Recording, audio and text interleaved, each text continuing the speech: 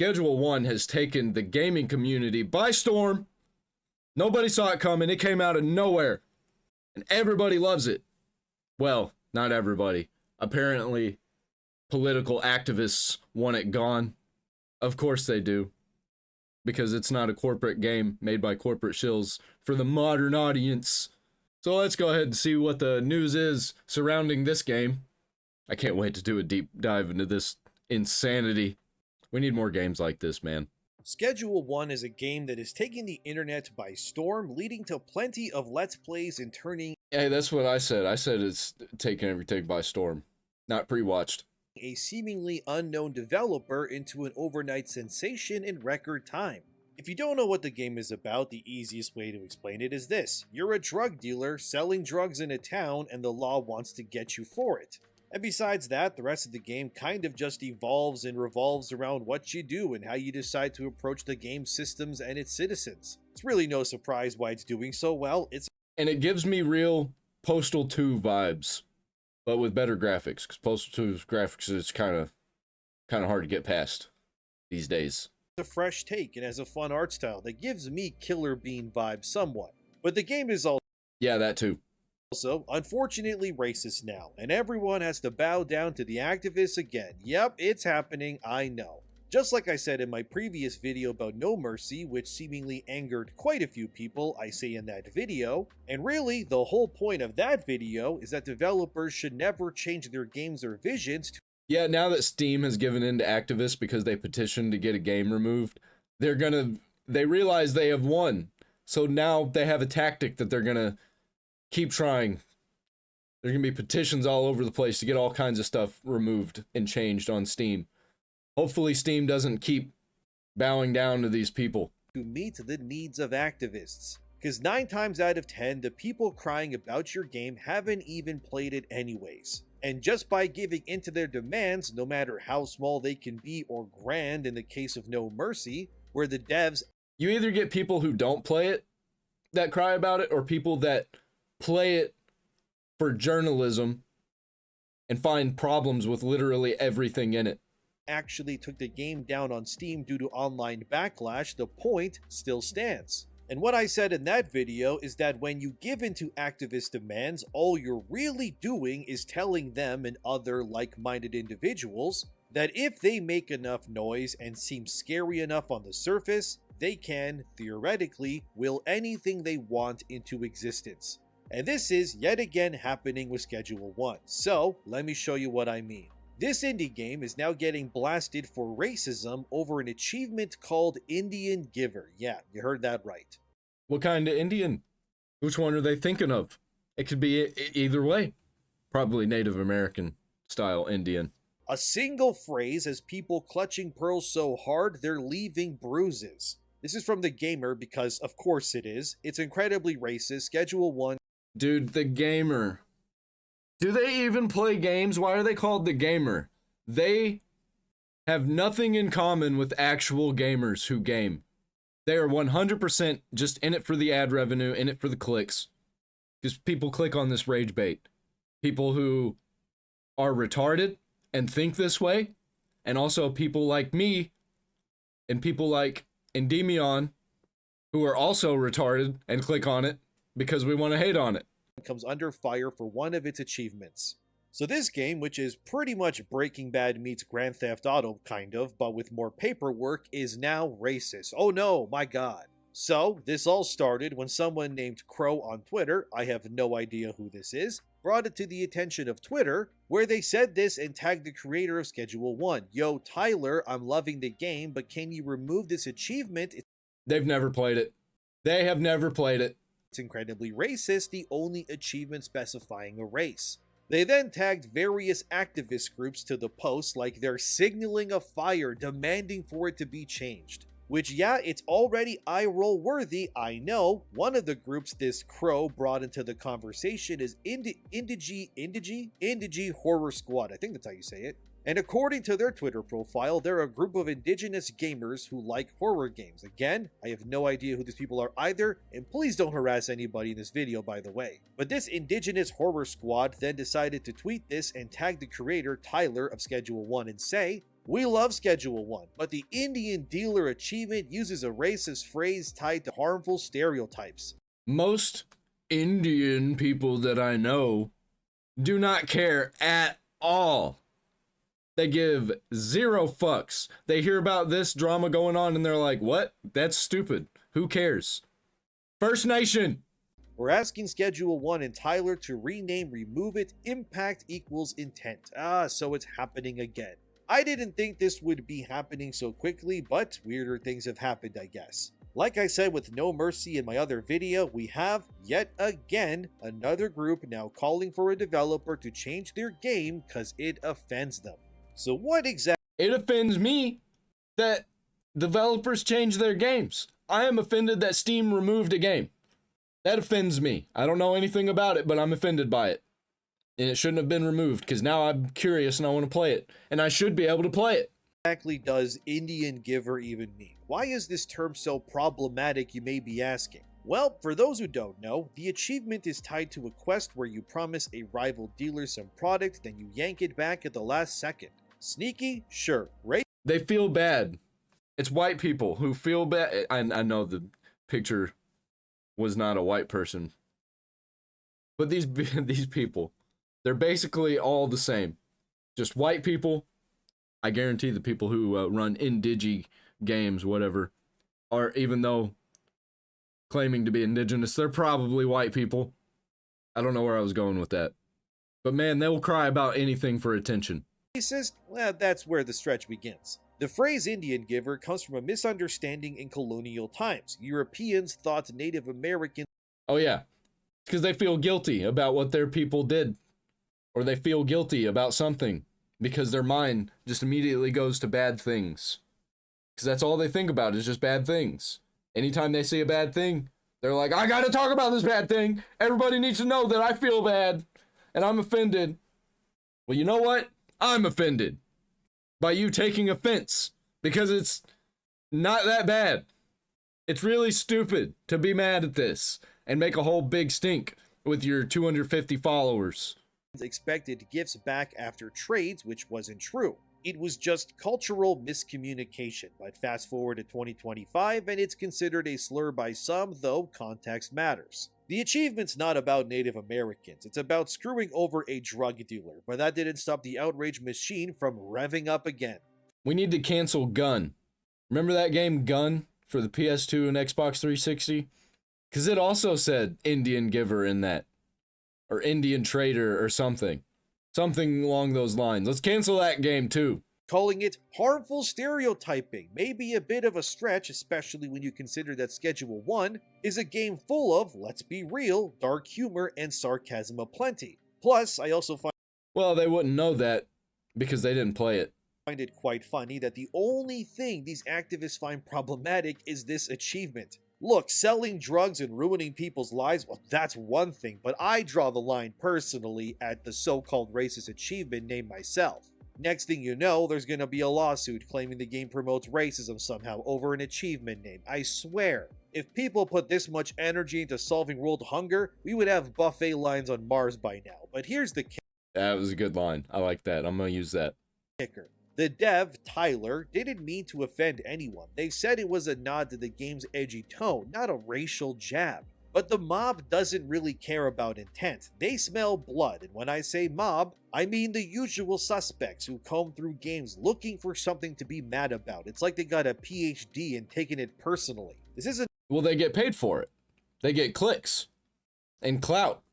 And people in their cult online will applaud them and pat them on the back for it.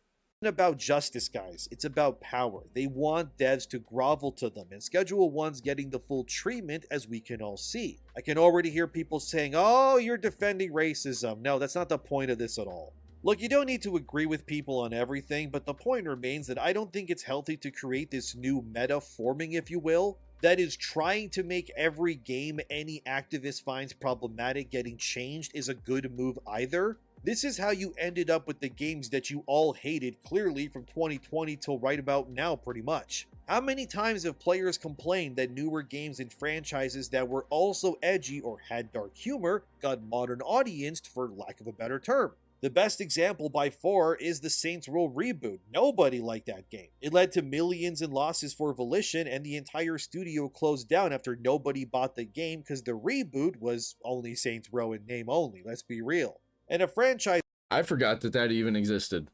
I loved Saints Row. I loved 1, 2, especially 2, 3, and 4. I didn't play anything after 4. Like Get Out of Hell, whatever that one was. I didn't play that one. I only played those 4 Saints Row games. Did not play the one that was just called Saints Row. Completely forgot it existed. I heard that you're basically playing as millennial college kids. And I know a bunch of millennial college kids, and they're all super fucking lame. So I didn't play it. And good thing I didn't spend any money on it, because I almost did. I remember that now, looking back. I wanted to buy Saints Row. But then I saw it kind of looked like Fortnite, and I was like, okay, I'm out.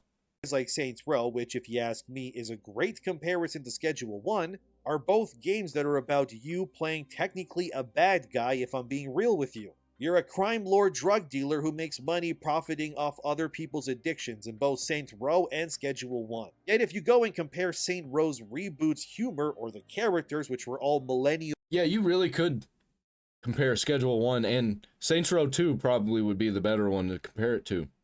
Because you can do a lot of this GTA style stuff. You manage a lot of stuff. You manage properties.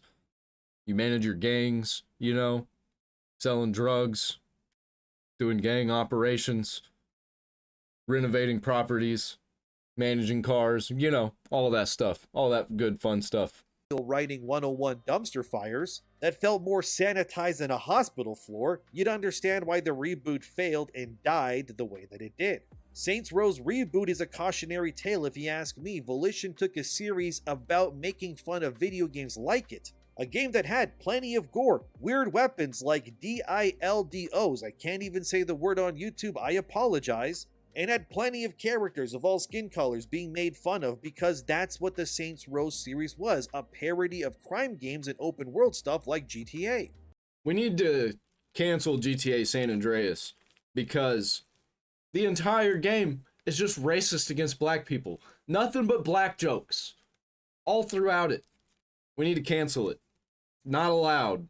But once the activists infiltrated Volition, Saints Row became nothing like its previous games. The edge, so to speak, was removed. Everything that could offend got sanded off and replaced by designed by committee slop writing that neither challenged nor made the player feel anything. And at that point, I need to ask the question, why even make a game like Saints Row at that point if you're so afraid of doubling down on what the series was all about? For money. Quick buck. They knew that they had the staying power of people who played the previous ones, but they didn't have any of the soul of the previous ones, so nobody played it. They saw Saints Row not as Saints Row 5, they saw it as Saints Row, a new IP, because Saints Row really didn't have that many people playing it in the first place. I don't get why they even chose that game to reboot. They could have just made a whole new game, but they knew that they couldn't because it wouldn't make enough money. So now, let's circle back to Schedule 1. It's kinda similar in the sense that you sell drugs and build an empire, evade the police, and sell product to make money. The very definition of what Schedule 1 is proves that the game would not make sense if it was not, I guess for lack of a better term, culturally insensitive, or I guess edgy if that word works better for you. But by giving into what these activists want, all Tyler of Schedule 1 would really be doing here is turning his game, which currently has its own unique identity, sense of humor and all of that, into just yet another game that, let's be real, would just get modern audience by people who don't even play the game in the first place. And if he actually changes anything, where does it stop? Where does it end? You change one thing, they'll find another issue. They'll be like, well, now you got to change this thing. If you just shut up about it and just let the drama pass, then you'll be known as the South Park of video games. Because South Park, they didn't ever bow to the demands of the activists who had a problem with offensive material. And remember that, guys, most of the time when these activists hate on something and then they throw the mob at it, they never support the thing anyways. How many games that featured what these activists wanted in games have failed already? Why is it that every game that does pander to these mobs seems to always die and end with their studios imploding? Could it be that just maybe these activist type don't actually support anything and instead they just like the idea of things bending to their whim? True, that is true. And also a lot of them like the attention, they like the engagement, and they like the clicks, and some of them get ad revenue from it. A lot of them don't. A lot of them just end up just wanting to have a conversation and argue with people and be correct and tell other people that they're the worst scourge of the earth, scum of the earth. Scum of the earth, come on! Yeah, it's the second option clearly, and if you ask me, if Schedule 1 bends the knee here, it just proves yet again that, like with No Mercy and other examples too that I'll show in a bit, that pandering or bending to these types is just a recipe for disaster. And let's also go back to the crux of this thing, right? This Indian Giver achievement isn't targeting anyone's race. It's a phrase tied to a specific action in the game. And if you squint hard enough, sure, you can make it sound bad, but you would need binoculars and a PhD in mental gymnastics to do so. Second, Schedule 1 is a game about criminals doing criminal stuff. It's not a PBS documentary on cultural sensitivity. You play a drug lord wannabe, you're not Gandhi. Expecting it to be a bastion of political correctness is like expecting a pit bull to knit you a sweater. It's like you're just a 14-year-old girl offended by the world. They're just all 14 still. They never grew up. They're still offended by everything. Everything needs to cater to a 14-year-old that can't handle being offended, can't handle people making fun of them, even though it's not really making fun of anybody except for a group of people who really don't care, unless it's some weird activist group online who have 250 followers. I know a lot of Native Americans. I am living in the South of the United States. A lot of Native American people, Native American descendants. I can guarantee you none of them know about this situation, and even if they did, none of them would care. Actually, I do know two guys that probably have heard about this because they're super heavy into games. Even more so than me. They play a bunch of the new stuff. One of them got Assassin's Creed Shadows. And let me tell you, he did not like that. Anyway, I'm rambling. Native American people do not care. Indian people do not care. Third, and this is the big one, nobody's actually hurt here.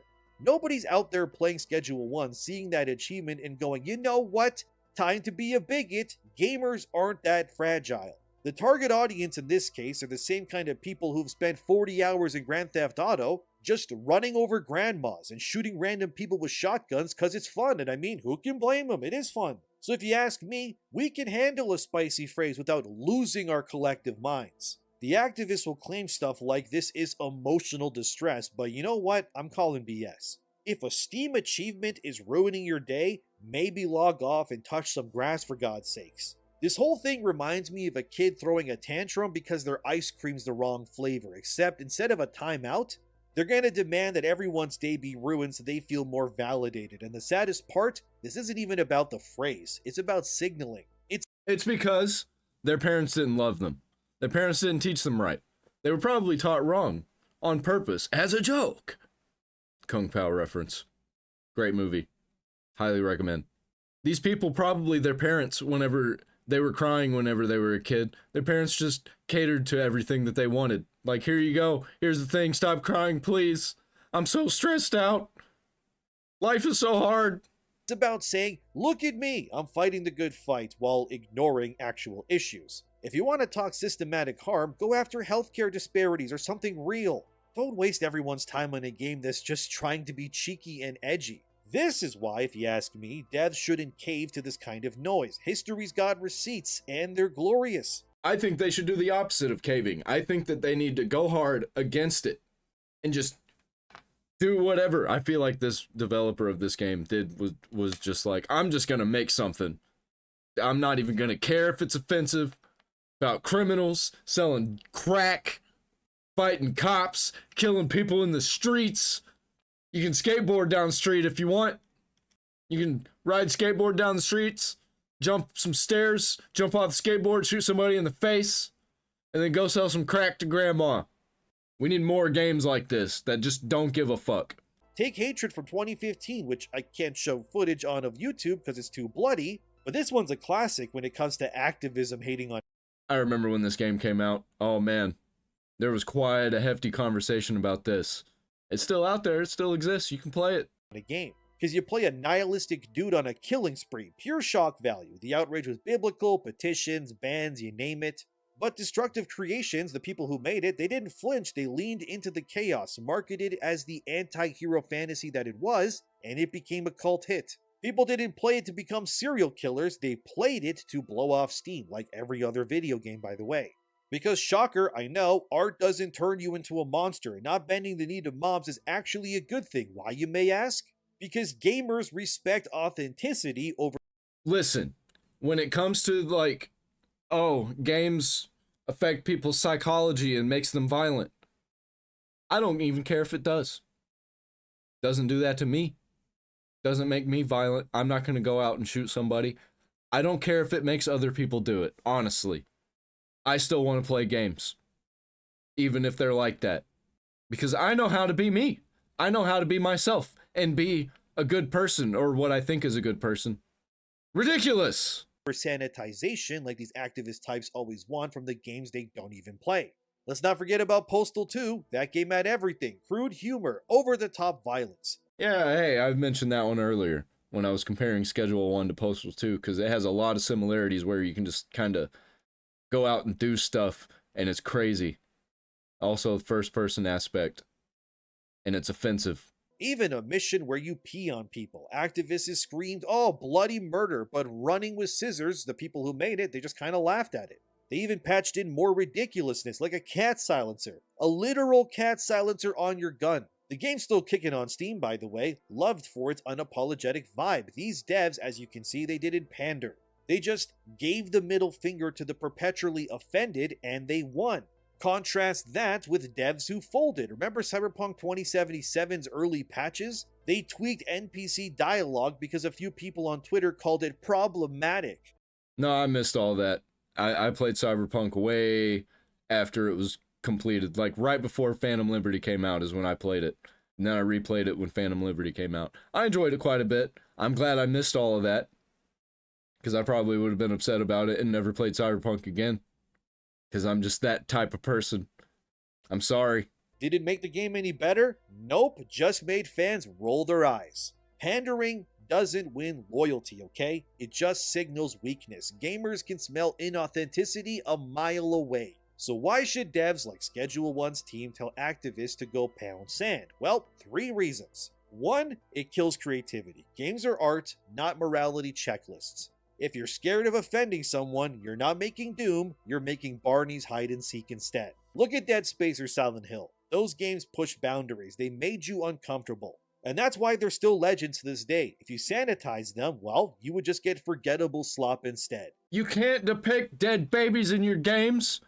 That would have been a thing like a decade before Dead Space released. Guaranteed. They would have been like, this game's too violent. There were kind of people screaming that. I remember whenever Dead Space came out. Mostly the moms who have to take their 10-year-old kids into GameStop. 2, pandering fuels the mob. Give them an inch, they're gonna take your whole studio. Remember the original Kingdom Come Deliverance game? Activists whined about historical accuracy because it didn't have enough diversity in medieval Bohemia. And then Warhorse Studios stuck to their guns and said, well, it's based on real history, and then the game crushed their sales. Had they caved in, we'd have gotten a watered-down mess, and the mob would have moved on to the next target anyway. Yeah, I remember that. People were like, well, at this time period, there were black people in this area. Also, a few years later, there was an Indian guy in this area. You can have him in the game too. Oh, there was an Asian. There was an Asian person. Asian people. Diversity. Put all the races in there. Everybody needs to be included. There was also this cripple girl. And in this time period, you can have all these people and all that in that person. Good game. It not good game if you don't do that. And then if you go look at Kingdom Come 2, where Warhorse did cave to the mob somewhat, now you had random gay romances and not a single Christian church that was explorable. But you sure as hell had an entire fake Jewish quarter in Kudenberg because, hey, that's more important to have explorable than places about the religion that 99.9% of the people in your game worship during that same time period. I don't know. I didn't play it.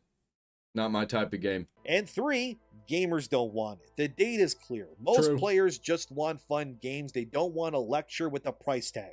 Schedule 1 sales spiked after the drama started. Why? Because people are sick of being scolded. I know of a lot of people online who straight up bought it just because there was buzz about it. People were hating it, and it was the people that usually hate them. Like, the people who hated Asmongold are the reason he bought it. And there's so many people like that out there. I'm even thinking about buying it, and it's not even really my kind of game. They'd rather support a game that takes risks than one that just grovels all the time.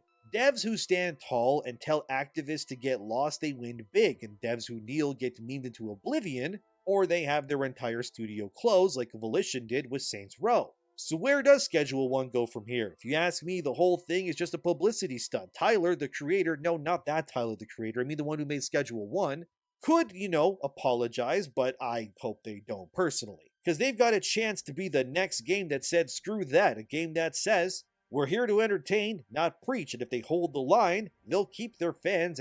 If he holds the line, this game will set precedent. This will spawn a whole bunch of games that are going to be just like it. That are just going to say, fuck you. And everybody's going to love it. And maybe gaming can have a comeback. Maybe people will love gaming again. And people will stop fighting. And we can just tell the activists to shut up. Nobody's listening. And then we can just make fun of them and everybody can make fun of each other. And we'll all be happy. And probably, let's be real, gain more too. Because the Streisand effect is real. Nothing sells a game like a good controversy, but this isn't just about Schedule 1. It's about the soul of gaming like always. Every time a dev caves to something like this, we lose a little bit of what makes this medium so special. So to every developer out there, make what you want to make. Tell your story, and if someone gets mad, Also, make what you want to make. But it better be good, because if it's not good, then nobody's going to play it. let them. They'll survive, probably. And then this one user would reply to the backlash of Schedule 1 and said this, also loving the game, please don't cater to these fragile dorks that fall over themselves to virtue signal something that has zero impact on their lives, and they're right, that's the point here. They don't actually care about the achievement name being problematic, they just care to make an example out of you, so they can use you as a stepping stool until they inevitably go cry about something else bothering them in another game. All you really are, or in the same game, to these activist morons is a trophy to them. You're the head of a deer that they want to put above their fireplace amidst all the other trophies they got from other devs panicking and giving in to them too. And I say screw these people, just stick to what your game is, warts and all. Freedom of expression is a thing, and do we really want to sanitize every single piece of media out here because of these people? And where does this end, by the way? Oh right, it never does. They will just keep going, and we all know that.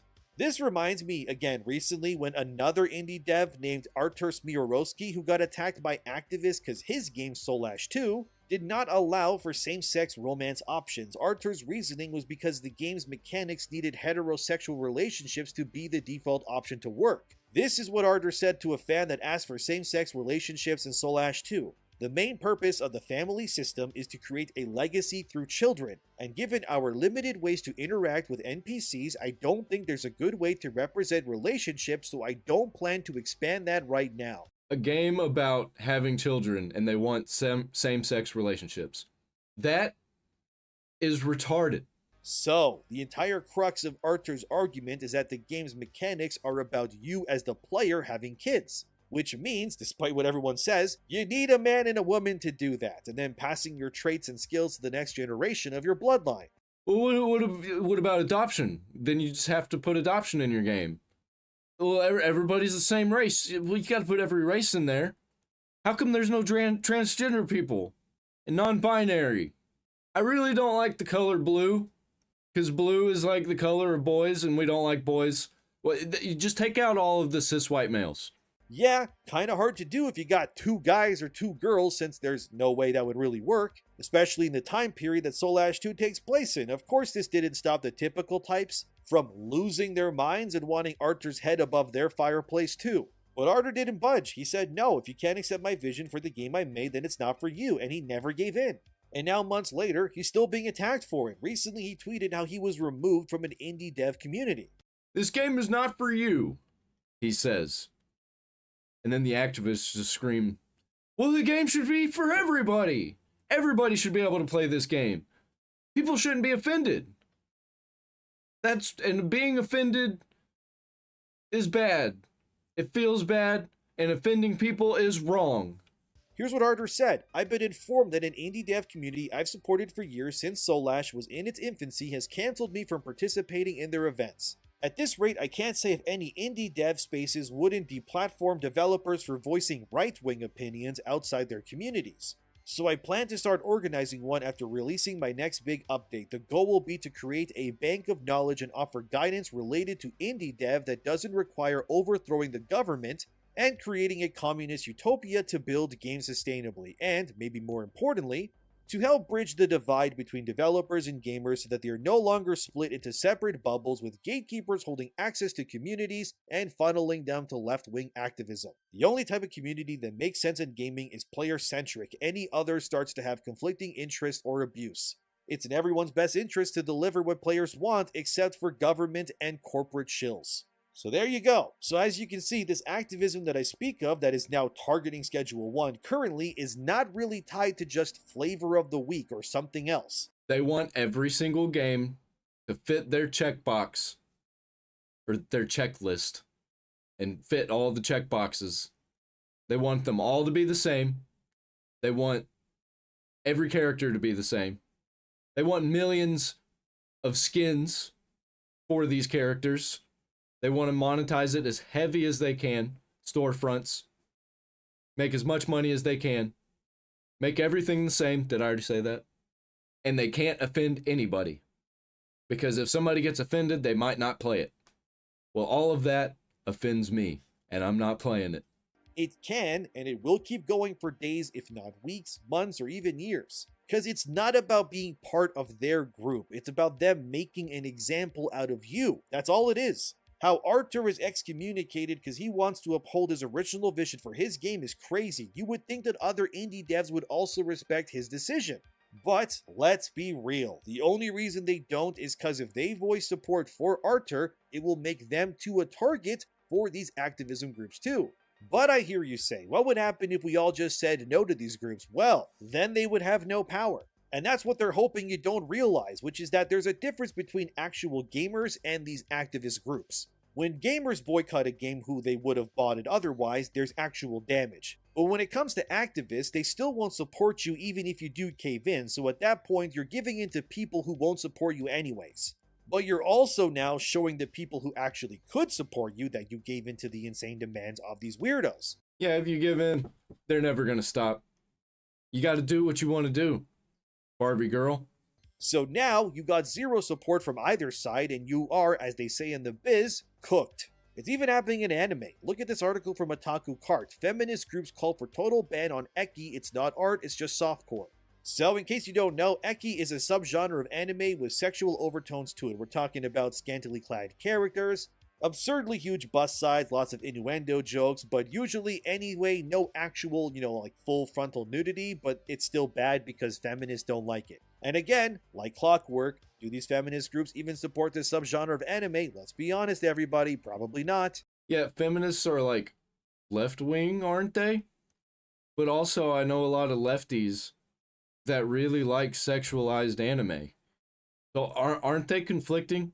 Aren't these activists conflicting with each other? That's why it can never work. Everybody's always conflicting. Everybody's always got, even if like one group got everything that they wanted, they would just split off into different groups because they would disagree about some of the little things that they want. They just want to add this subgenre's head to the fireplace too, like all of the others. And if the creators of the subgenre of anime, which is niche already, catered to these groups, who's going to support them in the future? Oh, what's that? Nobody? Well, that sounds like a great trade-off, doesn't it? Except not really at all. And that's really the crux of the argument, which is that when you give into the circus, you may as well become a clown because you're proving to everyone that you cave under any pressure and don't actually believe in what you're saying or doing. And if it keeps happening that way, if they do keep getting what they want and people change their stuff, or stuff gets canceled, gets removed, then somebody's just going to come along and make one that's bigger and better than all of them previously. or just be the only one that exists and it becomes even more popular than ever. And then everything that you fought for, everything that was handed to you is just gone. And that's what games like Schedule 1 represent for these people. Schedule 1 shouldn't change the achievement name, because if they do, these activists will just become even more emboldened, and they will be slapping their bellies following their victory like a fat guy at a buffet like, ooh, that was tasty, now I can go for something sweet. And then this cycle will just keep repeating, over and over and again, with no end in sight really. And at that point, what even is this really, you know? You guys really just want all your games to inevitably become just as sanitized and by committee like the early 2020s was? And if you let them win, if you give them a win and you change something for them, then they're just going to go online and gloat about it and be like, see, I'm such a badass. I did this for humanity. See, these grifters, they bent to my will. They gave in to my demands. Look how awesome I am and how trash they are. And they finally admit it.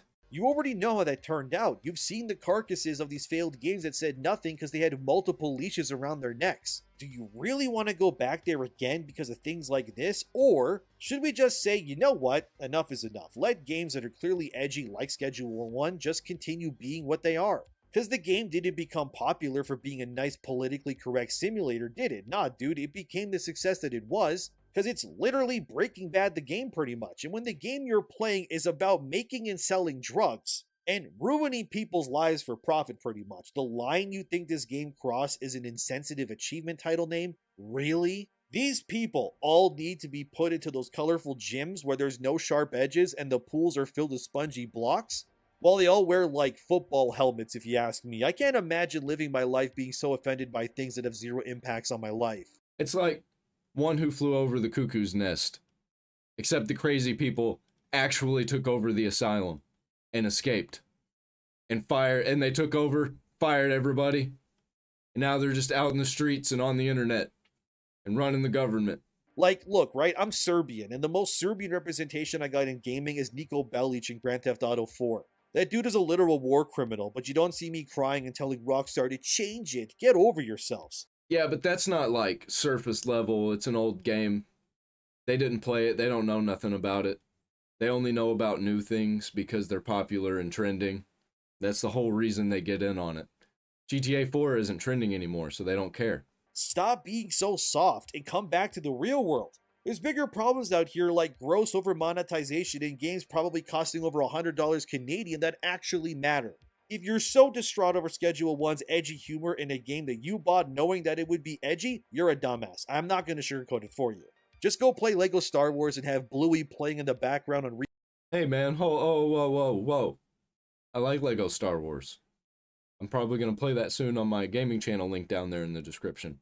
repeat if you want to be such a baby about these sorts of things. Stop being weak, stop being stupid, and pull the sticks out of your butts and learn to laugh a little. My god, dude. Anyway, what do you think? Should devs tell activists to kick rocks, or is there a case for toning things down? Drop your thoughts in the comments. I read them, well, even the unhinged ones, and subscribe if you'd like to, and have a good day. I don't see them changing it. I hope they don't change it. I hope nothing happens, and we move on from this. In like a week or two, this game will probably still be super popular, but not popular in the news. Won't be trending in the news anymore. So maybe these activists will latch on to something else. We've got some other games possibly coming out, indie games, that are going to be much worse than this. Can't wait. I wonder what they're going to have to say about Elder Scrolls Oblivion Remastered. That's going to be crazy. Buy a t-shirt. Down in the description. I'm out.